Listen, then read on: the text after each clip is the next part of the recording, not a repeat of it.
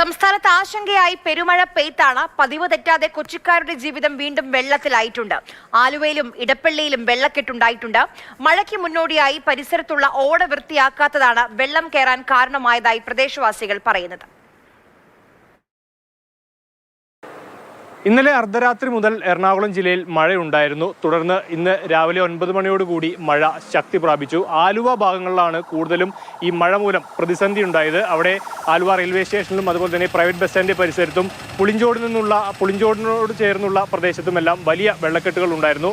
കൃത്യമായി ഇതിൽ ഒരു ഓടയെല്ലാം വൃത്തിയാക്കുന്ന ആ ജോലികൾ കൃത്യമായി നടത്താത്തതാണ് ഇത്തരത്തിൽ ഈ പ്രദേശത്ത് വെള്ളക്കെട്ട് ഉണ്ടാവാനുള്ള കാരണമായിട്ട് ഇവിടുത്തെ പ്രദേശവാസികൾ പറയുന്നത്. പരിഹാരം ആരോടാ പറഞ്ഞത്? ഒരു 3 മാസം കൂടുമ്പോഴുള്ളതാണ്. 2 കോടി രൂപ മുടക്കിയിട്ട് 2 വർഷമായുള്ളൂ ഇവിടെ വെള്ളക്കെട്ട് പരിഹരിക്കാനായിട്ട്. ഒരു മാറ്റവും ഇല്ല. സ്ഥിരം ഇത് തന്നെ പരിപാടിയെ മാറിയിരിക്കും. തോടുകളൊന്നും ക്ലീൻ ചെയ്തിട്ടില്ല. അത് ക്ലീൻ ചെയ്യാത്താണ് ഇത്രയും വെള്ളക്കെട്ട് രൂക്ഷമാവുന്നത്. ഇപ്പം എത്ര വണ്ടികൾ ഇവിടെ കംപ്ലൈൻ്റ് ആയി, എത്ര കടക്കാർ ഇന്നത്തെ പണി പോയി.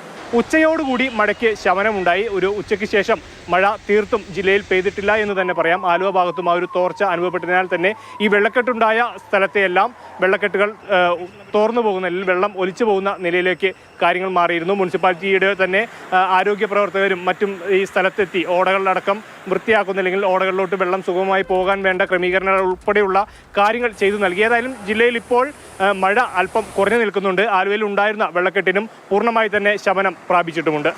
ബിനു തോമസിനൊപ്പം വിഷ്ണു പ്രകാശ്, മാതൃഭൂമി ന്യൂസ്, കൊച്ചി.